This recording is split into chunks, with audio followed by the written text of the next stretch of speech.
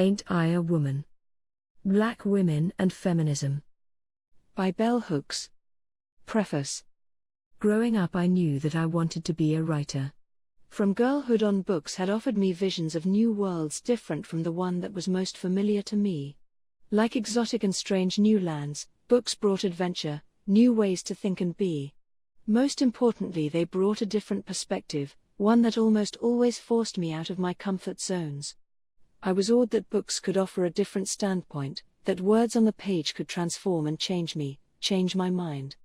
During my undergraduate college years, contemporary feminist movement was challenging sexist-defined roles, calling for an end to patriarchy.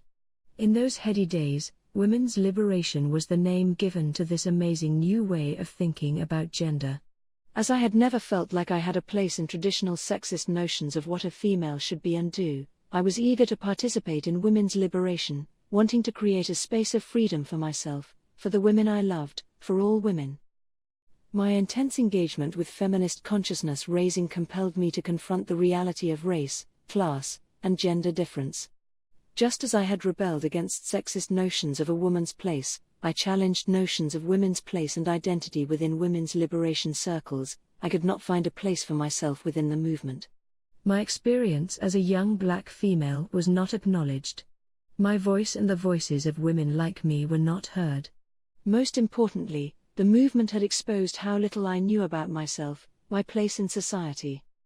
I could not truly belong in the movement so long as I could not make my voice heard. Before I could demand that others listen to me, I had to listen to myself, to discover my identity. Taking women's studies courses had shined a spotlight on society's expectations of females. I had learned many new facts about gender differences, about sexism and patriarchy and the ways these systems shaped female roles and identity, but I learned little about the role black females were assigned in our culture. To understand myself as a black female, to understand the place set for black females in this society, I had to explore beyond the classroom, beyond the many treatises and books my fellow white female comrades were creating to explain women's liberation, to offer new and alternative radical ways of thinking about gender and women's place. To forge a place for black females in this revolutionary movement for gender justice, I had to deepen my understanding of our place in the large society. Even though I was learning so much about sexism and the ways sexist thinking shaped female identity, I was not being taught about the ways race shaped female identity. In classes and in consciousness-raising groups, when I called attention to the differences created in our lives by race and racism, I was often treated with disdain by white female comrades who were eager to bond around shared notions of sisterhood. And there I was, this bold young black female from rural Kentucky, insisting that there were major differences shaping the experiences of black and white women. My efforts to understand those differences, to explain and communicate their meaning, lay the groundwork for the writing of Ain't I a Woman? Black Women and Feminism. I began researching and writing during my undergraduate years. It amazes me that more than 40 years have passed since I began the work.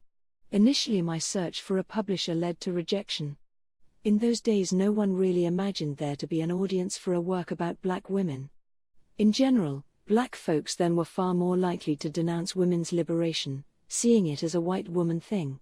As a consequence, black female individuals who eagerly embraced the movement were often isolated and estranged from other black folks. We were usually the only black person in predominantly white circles. And any talk of race was viewed as shifting the attention away from the politics of gender. No wonder then that black females had to create a separate and distinct body of work that would bring together our understanding of race, class, and gender. Mating radical feminist politics with my urge to write, I decided early on that I wanted to create books that could be read and understood across different class boundaries. In those days, feminist thinkers grappled with the question of audience: who did we want to reach with our work? To reach a broader audience required the writing of work that was clear and concise, that could be read by readers who had never attended college or even finished high school. Imagining my mother as my ideal audience, the reader I most wanted to convert to feminist thinking, I cultivated a way of writing that could be understood by readers from diverse class backgrounds. Finishing the writing of Ain't I a Woman, then years later seeing the work published in my late 20s, marked the culmination of my own struggles to be fully self-actualized, to be a free and independent woman. When I entered my first women's studies class, taught by the white woman writer Tilly Olson, and listened to her talk about the world of women struggling to work and parent, women who were often held captive by male domination, I cried as she cried. We read her seminal work I Stand Here Ironing, and I began to see my mama and women like her, all raised in the 50s, in a new light. Mama married young, while still in her teens, had babies young, and though she would never have called herself a woman's libber, she had experienced the pain of sexist domination, and that led her to encourage all her daughters, all 6 of us, to educate ourselves so that we would be able to take care of our material and economic needs and never be dependent on any man. Sure, we were to find a man and marry, but not before we learned to take care of ourselves. Mama, who was herself held captive by the bonds of patriarchy, encouraged us to break free. It is fitting then that an image of Rosa Bell, my mother, now graces the cover of this new edition. More than any other book I have written, my relationship to my mother informed the writing of Ain't I a Woman and inspired me. Written when contemporary feminist movement was still young, when I was young, this early work has many flaws and imperfections, yet it continues to serve as a powerful catalyst for readers who are eager to explore the roots of Black women and feminism. Even though Mama has died, no day passes that I do not think of her and all the Black women like her, who with no political movement supporting them, no theory of how to be feminist, provided practical blueprints for liberation, offering generations coming after them the gift of choice, freedom, wholeness of mind, body, and being. Introduction. At a time in American history when Black women in every area of the country might have joined together to demand social equality for women and a recognition of the impact of sexism on our social status, we were by and large silent. Our silence was not merely a reaction against white women liberationists or a gesture of solidarity with Black male patriarchs. It was the silence of the oppressed, that profound silence engendered by resignation and acceptance of one's lot. Contemporary Black women could not join together to fight for women's rights because we did not see womanhood as an important aspect of our identity. Racist, sexist socialization had conditioned us to devalue our femaleness and to regard race as the only relevant label of identification. In other words, we were asked to deny a part of ourselves, and we did. Consequently, when the women's movement raised the issue of sexist oppression, we argued that sexism was insignificant in light of the harsher, more brutal reality of racism. We were afraid to acknowledge that sexism could be just as oppressive as racism. We clung to the hope that liberation from racial oppression would be all that was necessary for us to be free. We were a new generation of Black women who had been taught to submit, to accept sexual inferiority, and to be silent. Unlike us, Black women in 19th-century America were conscious of the fact that true freedom entailed not just liberation from a sexist social order that systematically denied all women full human rights. These Black women participated in both the struggle for racial equality and the women's rights movement. When the question was raised as to whether or not Black female participation in the women's rights movement was a detriment to the struggle for racial equality, they argued that any improvement in the social status of Black women would benefit all Black people.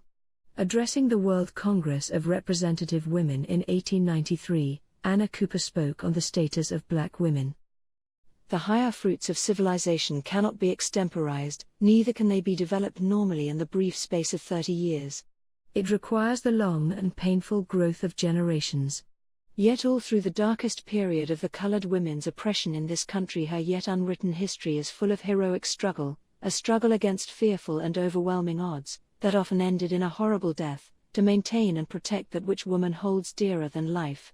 The painful, patient, and silent toil of mothers to gain a simple title to the bodies of their daughters, the despairing fight, as of an entrapped tigress, to keep hallowed their own persons, would furnish material for epics.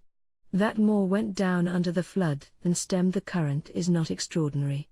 The majority of our women are not heroines, but I do not know that a majority of any race of women are heroines. It is enough for me to know that while in the eyes of the highest tribunal in America she was deemed no more than chattel, an irresponsible thing, a dull block, to be drawn hither or thither at the volition of an owner, the Afro-American woman maintained ideals of womanhood unashamed by any ever conceived. Resting or fermenting in untutored minds, such ideals could not claim a hearing at the bar of the nation. The white woman could at least plead for her own emancipation, the black women doubly enslaved, could but suffer and struggle and be silent. For the first time ever in American history, black women like Mary Church Terrell, Sojourner Truth, Anna Cooper, Amanda Berry Smith and others broke through the long years of silence and began to articulate and record their experiences. In particular, they emphasized the female aspect of their being, which caused their lot to be different from that of the black male, a fact that was made evident when white men supported giving black men the vote while leaving all women disenfranchised. Horace Greeley and Wendell Phillips called it the Negro's Hour, but in actuality what was spoken of as black suffrage was black male suffrage. By supporting black male suffrage and denouncing white women's rights advocates, white men revealed the depths of their sexism, a sexism that was at that brief moment in American history greater than their racism. Prior to white male support of suffrage for black men, white women activists had believed it would further their cause to ally themselves with black political activists, but when it seemed black men might get the vote while they remained disenfranchised, political solidarity with black people was forgotten, and they urged white men to allow racial solidarity to overshadow their plans to support black male suffrage. As the racism of white women's rights advocates surfaced, the fragile bond between themselves and black activists was broken. Even though Elizabeth Stanton in her article Women and Black Men, published in the 1869 issue of The Revolution, attempted to show that the Republican cry for manhood suffrage was aimed at creating antagonism between black men and all women, the break between the two groups could not be mended. While many black male political activists sympathized with the cause of women's rights advocates, they were not willing to lose their own chance to gain the vote. Black women were placed in a double bind. To support women's suffrage would imply that they were allying themselves with white women activists who had publicly revealed their racism, but to support only black male suffrage was to endorse a patriarchal social order that would grant them no political voice. The more radical black women activists demanded that black men and all women be given the vote. Sojourner Truth was the most outspoken black woman on this issue. She argued publicly in favor of women gaining the right to vote and emphasized that without this right black women would have to submit to the will of black men. Her famous statement, "There is a great stir about colored men getting their rights, but not a word about the colored woman, and if colored men get their rights, and not colored women theirs, you see the colored men will be masters over the women, and it will be just as bad as it was before," reminded the American public that sexist oppression was as real a threat to the freedom of black women as racial oppression. But despite protests from white and black women activists, sexism carried the day and black men received the vote. Although black women and men had struggled equally for liberation during slavery and much of the Reconstruction era, black male political leaders upheld patriarchal values. As black men advanced in all spheres of American life, they encouraged black women to assume a more subservient role. Gradually, the radical revolutionary spirit that had characterized the intellectual and political contribution of black women in the 19th century was quelled. A definite change in the role played by black women in the political and social affairs of black people occurred in the 20th century. This change was indicative of an overall decline in the efforts of all American women to effect radical social reform. When the women's rights movement ended in the 20s, the voices of black women liberationists were stilled. The war had stripped the movement of its earlier fervor. While black women participated equally with black men in the struggle for survival by entering the workforce whenever possible, they did not advocate an end to sexism. 20th-century black women had learned to accept sexism as natural, a given, a fact of life. Had surveys been taken among black women in the 30s and 40s and had they been asked to name the most oppressive force in their lives, racism and not sexism would have headed the list. When the civil rights movement began in the 50s, black women and men again joined together to struggle for racial equality, yet black female activists did not receive the public acclaim awarded black male leaders. Sexist role patterning was as much the norm in black communities as in any other American community. It was an accepted fact among black people that the leaders who were most revered and respected were men. Black activists defined freedom as gaining the right to participate as full citizens in American culture. They were not rejecting the value system of that culture. Consequently, they did not question the rightness of patriarchy.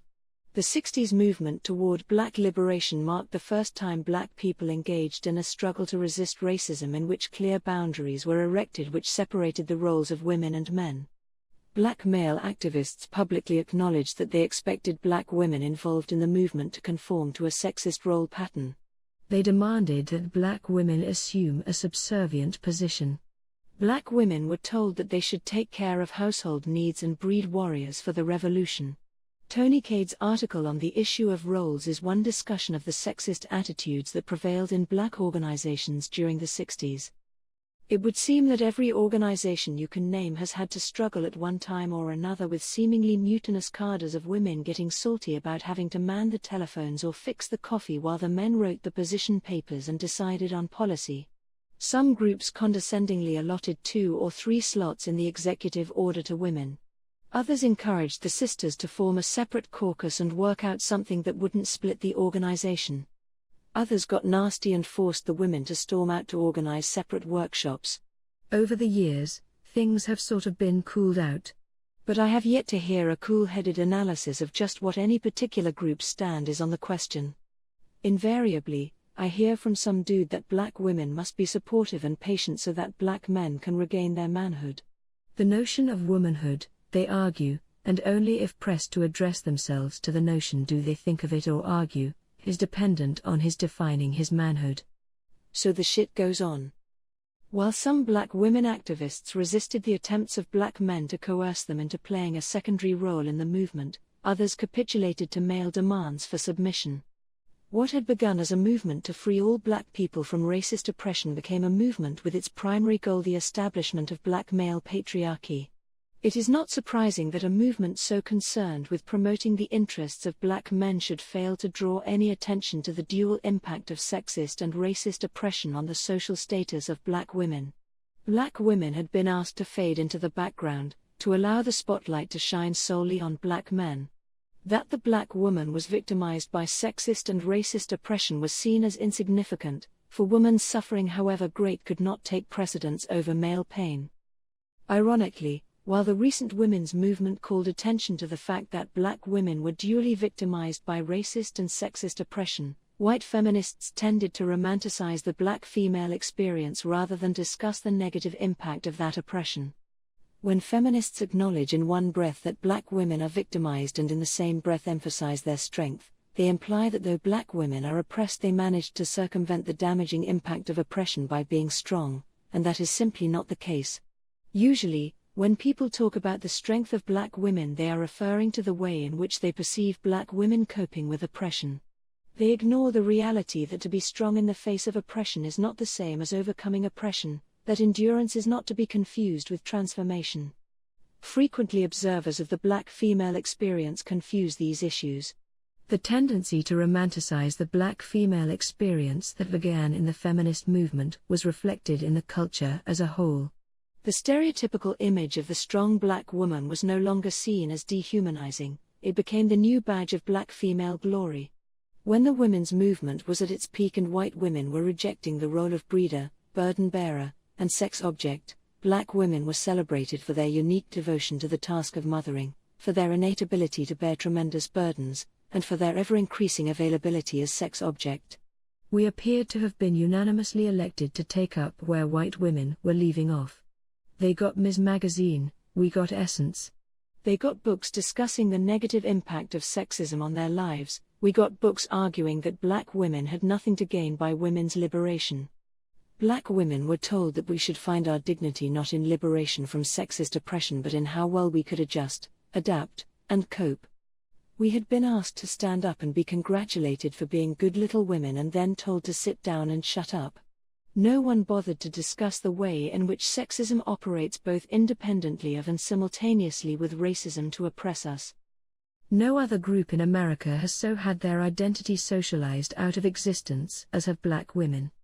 We are rarely recognized as a group separate and distinct from black men, or as a present part of the larger group women in this culture. When black people are talked about, sexism militates against the acknowledgement of the interests of black women. When women are talked about, racism militates against a recognition of black female interests. When black people are talked about, the focus tends to be on black men, and when women are talked about, the focus tends to be on white women. Nowhere is this more evident than in the vast body of feminist literature. A case in point is the following passage describing white female reactions to white male support of black male suffrage in the 19th century, taken from William O'Neill's book Everyone Was Brave. Their shocked disbelief that men would so humiliate them by supporting votes for Negroes but not for women demonstrated the limits of their sympathy for black men, even as it drove these former allies further apart. This passage fails to accurately register the sexual and racial differentiation which together make for the exclusion of black women. In the statement, their shocked disbelief that men should so humiliate them by supporting votes for Negroes but not for women, the word men in fact refers only to white men, the word Negroes refers only to black men, and the word women refers only to white women. The racial and sexual specificity of what is being referred to is conveniently left unacknowledged or even deliberately suppressed. Another example is from a more recent work by historian Barbara Berg, The Remembered Gate, Origins of American Feminism. Berg comments, "In their fight for the vote, women both ignored and compromised the principles of feminism. The complexities of American society at the turn of the century induced the suffragists to change the basis of their demand for the franchise. The women Berg refers to are white women, yet she never states this. Throughout American history, the racial imperialism of whites has supported the custom of scholars using the term women even if they are referring solely to the experience of white women. Yet such a custom, whether practiced consciously or unconsciously, perpetuates racism in that it denies the existence of non-white women in America. It also perpetuates sexism in that it assumes that sexuality is the sole self-defining trait of white women and denies their racial identity. White women liberationists did not challenge this sexist racist practice, they continued it. The most glaring example of their support of the exclusion of black women was revealed when they drew analogies between women and blacks, when what they were really comparing was the social status of white women with that of black people. Like many people in our racist society, white feminists could feel perfectly comfortable writing books or articles on the woman question in which they drew analogies between women and blacks. Since analogies derive their power, their appeal, and their very reason for being from the sense of two disparate phenomena having been brought closer together, for white women to acknowledge the overlap between the terms blacks and women, that is the existence of black women, would render this analogy unnecessary. By continuously making this analogy, they unwittingly suggest that to them the term woman is synonymous with white women and the term black synonymous with black men. What this indicates is that there exists in the language of the very movement that is supposedly concerned with eliminating sexist oppression, a sexist racist attitude toward black women. Sexist racist attitudes are not merely present in the consciousness of men in American society, they surface in all our ways of thinking and being. All too frequently in the women's movement it was assumed one could be free of sexist thinking by simply adopting the appropriate feminist rhetoric. It was further assumed that identifying oneself as oppressed freed one from being an oppressor. To a very grave extent, such thinking prevented white feminists from understanding and overcoming their own sexist racist attitudes toward black women. They could pay lip service to the idea of sisterhood and solidarity between women but at the same time dismiss black women. Just as the 19th century conflict over black male suffrage versus woman suffrage had placed black women in a difficult position, contemporary black women felt they were asked to choose between a black movement that primarily served the interests of black male patriarchs and a women's movement which primarily served the interests of racist white women. Their response was not to demand a change in these two movements and a recognition of the interests of black women. Instead, the great majority of black women allied themselves with the black patriarchy they believed would protect their interests. A few black women chose to ally themselves with the feminist movement. Those who dared to speak publicly in support of women's rights were attacked and criticized. Other black women found themselves in limbo, not wanting to ally themselves with sexist black men or racist white women.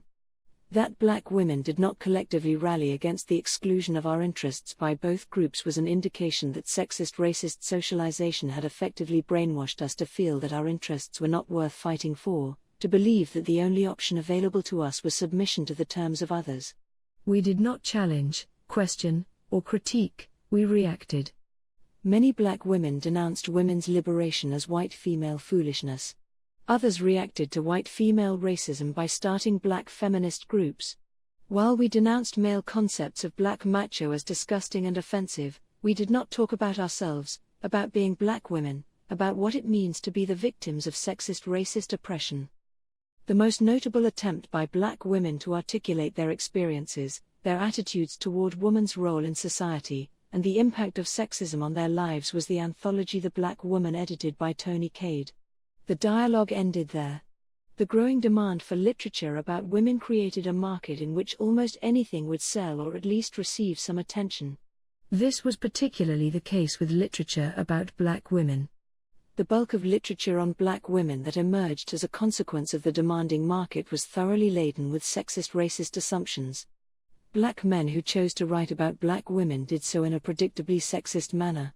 Many anthologies appeared with collections of material drawn from the writings of 19th-century black women. These works were usually edited by white people. Gerda Lerner, a white woman born in Austria, edited Black Women in White America, a documentary history, and received a generous grant to aid her scholarship. While I think that the collection is an important work, it is significant that in our society white women are given grant money to do research on black women, but I can find no instance where black women have received funds to research white women's history. Since so much of the anthologized literature on black women emerges from academic circles, where the pressure to publish is omnipresent, I am inclined to wonder if scholars are motivated by a sincere interest in the history of black women or are merely responding to an available market. The tendency to anthologize writings by black women that are already available in other published works has become so much the norm that it causes me to wonder whether or not this trend also reflects an unwillingness on the part of scholars to deal with the black woman in a serious, critical, scholarly fashion. So frequently in the introductions to these works, authors would state that comprehensive studies of the social status of black women were needed but were yet to be written. I often wondered why no one was interested in writing such books. Joyce Ladner's Tomorrow's Tomorrow remains the only serious book-length study of the black female experience by a single author to be found on bookstore shelves in the women's section. Occasionally, black women publish articles in journals on racism and sexism but seem reluctant to examine the impact of sexism on the black woman's social status. Black women writers Alice Walker, Audre Lorde, Barbara Smith, and Celestine Ware have been the most willing to place their writings in a feminist framework. When Michelle Wallace's book Black Macho and the Myth of the Superwoman appeared, it was heralded as the definitive feminist book on black women. Gloria Steinem is quoted on the cover as saying, "What sexual politics was to the 70s, Michelle Wallace's book could be to the 80s. She crosses the sex-race barrier to make every reader understand the political and intimate truths of growing up black and female in America." Such a quote seems ironic in light of the fact that Wallace could not even discuss the social status of black women without first engaging in a lengthy diatribe about black men and white women. Curiously enough, Wallace labels herself a feminist, even though she says very little about the impact of sexist discrimination and sexist oppression on the lives of black women, nor does she discuss the relevance of feminism to black women. While the book is an interesting, provocative account of Wallace's personal life that includes a very sharp and witty analysis of the patriarchal impulses of black male activists, it is neither an important feminist work nor an important work about black women. It is important as a black woman's story. All too often in our society, it is assumed that one can know all there is to know about black people by merely hearing the life story and opinions of one black person. Steinem makes such a narrow-minded, and racist, assumption when she suggests that Wallace's book has a similar scope as Kate Millett's Sexual Politics. Millett's book is a theoretical, analytical examination of sexual politics in America that encompasses a discussion of the nature of sex role patterns, a discussion of their historical background, and a discussion of the pervasiveness of patriarchal values in literature. More than 500 pages in length, it is not autobiographical and is in many ways extremely pedantic. One can only assume that Steinem believes that the American public can be informed about the sexual politics of black people by merely reading a discussion of the 60s black movement, a cursory examination of the role of black women during slavery, and Michelle Wallace's life. While I do not wish to denigrate the value of Wallace's work, I believe that it should be placed in a proper context. Usually, a book that is labeled feminist focuses primarily on some aspect of the woman question. Readers of Black Macho and the Myth of the Superwoman were primarily interested in the author's comments about black male sexuality, which comprised the main body of her book. Her short critique of the black female slave experience and their characteristic passive acceptance of sexism was largely ignored. Although the women's movement motivated hundreds of women to write on the woman question, it failed to generate in-depth critical analyses of the black female experience. Most feminists assumed that problems black women faced were caused by racism, not sexism. The assumption that we can divorce the issue of race from sex, or sex from race, has so clouded the vision of American thinkers and writers on the woman question that most discussions of sexism, sexist oppression, or woman's place in society are distorted, biased, and inaccurate. We cannot form an accurate picture of woman's status by simply calling attention to the role assigned females under patriarchy. More specifically, we cannot form an accurate picture of the status of black women by simply focusing on racial hierarchies. From the onset of my involvement with the women's movement, I was disturbed by the white women's liberationists' insistence that race and sex were two separate issues. My life experience had shown me that the two issues were inseparable, that at the moment of my birth, two factors determined my destiny, my having been born black and my having been born female. When I entered my first women's studies class at Stanford University, in the early 70s, a class taught by a white woman, I attributed the absence of works written by or about black women to the professor having been conditioned as a white person in a racist society to ignore the existence of black women, not to her having been born female. During that time I expressed to white feminists my concern that so few black women were willing to support feminism. They responded by saying that they could understand the black woman's refusal to involve herself in feminist struggle because she was already involved in the struggle to end racism. As I encouraged black women to become active feminists, I was told that we should not become women's libbers because racism was the oppressive force in our life, not sexism. To both groups I voiced my conviction that the struggle to end racism and the struggle to end sexism were naturally intertwined, that to make them separate was to deny a basic truth of our existence, that race and sex are both immutable facets of human identity. When I began the research for Ain't I a Woman, my primary intent was to document the impact of sexism on the social status of black women. I wanted to provide concrete evidence to refute the arguments of anti-feminists who so loudly proclaimed that black women were not victims of sexist oppression and were not in need of liberation. As the work progressed, I became increasingly aware that I could arrive at a thorough understanding of the black female experience and our relationship to society as a whole only by examining both the politics of racism and sexism from a feminist perspective. The book then evolved into an examination of the impact of sexism on the black woman during slavery, the devaluation of black womanhood, black male sexism, racism within the recent feminist movement, and the black woman's involvement with feminism. It attempts to further the dialogue about the nature of the black woman's experience that began in 19th-century America so as to move beyond racist and sexist assumptions about the nature of black womanhood to arrive at the truth of our experience.